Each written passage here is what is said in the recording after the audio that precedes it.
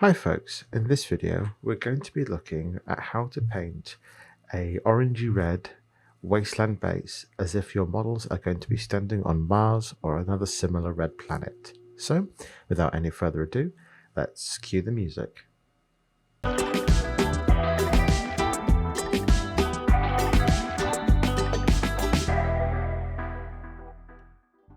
To start out with, I'm going to be applying a quick rough base coat of khorne red over the base.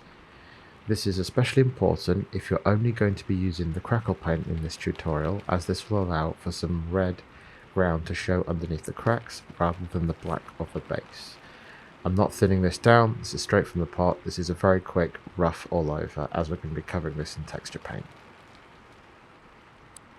Base coat dry, I'm now going to come in with our textures. I'm starting with a crackle paint from Games Workshop, and I'm looking to cover about 3/4 of the base here. Make sure you apply this super thick to encourage some larger cracks. You can have some PVA applied first to encourage the cracks to be even bigger, but I'm just going for a super thick application out of the pot. With the bits that I haven't covered, I'm coming in with some tallarn mud texture paint from Games Workshop, but you can use any texture paint here. We're just going for a different ground texture. And the trick with this is, while both are still wet, you want to smush and mingle in a transition line together, just so that the cracked earth and the sandy earth will have a natural, seamless transition towards each other, rather than having a stark contrast line between the two. Make sure you give this plenty of time to dry, ideally overnight. Once that's dried, you can see that there's some really nice cracks here, and we've got a nice variation in texture going into some more rocky terrain from the tallarn mud texture paint. And with that dry, this means that we can now paint it. For this first layer, I am quickly applying a base coat of khorne red from Games Workshop, but any of your favourite dark reds will work. I'm applying this in a stippling rough motion. I'm not being too worried about keeping this thin. We are just looking to get a nice even base coat over our textures. Any lumpy paint might actually help us in our case on this base.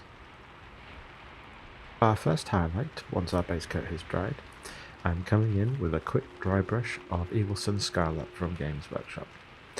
And I'm doing a quite heavy dry brush here.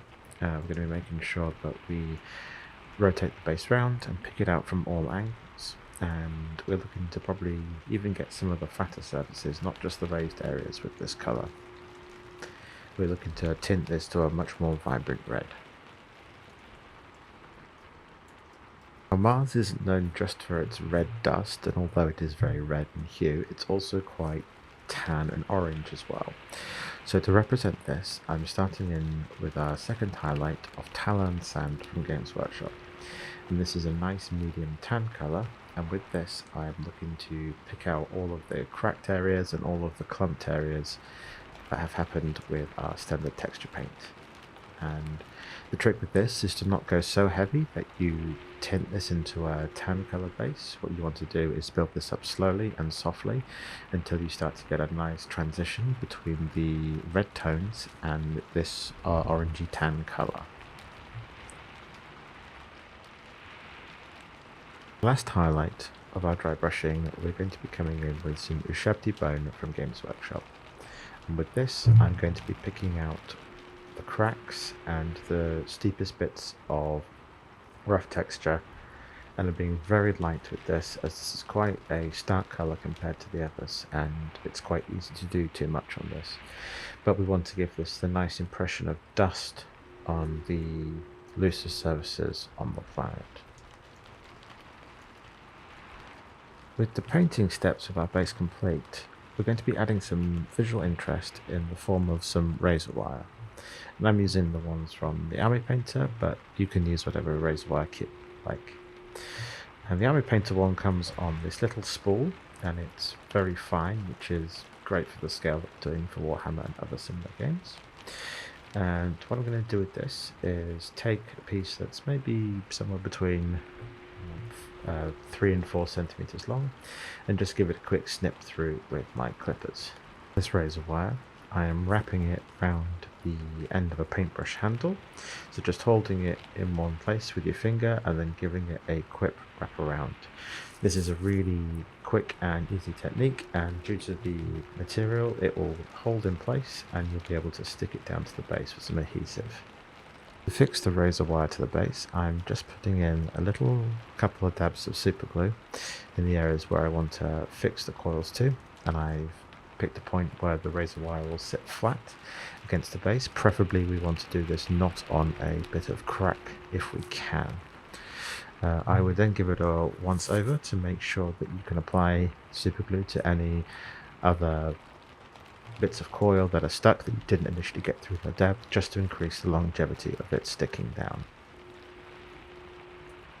With that, this Martian wasteland base is now complete. It's a really simple tutorial that is nice and striking and is really suitable for a lot of different sci-fi ranges. I hope you enjoyed this tutorial.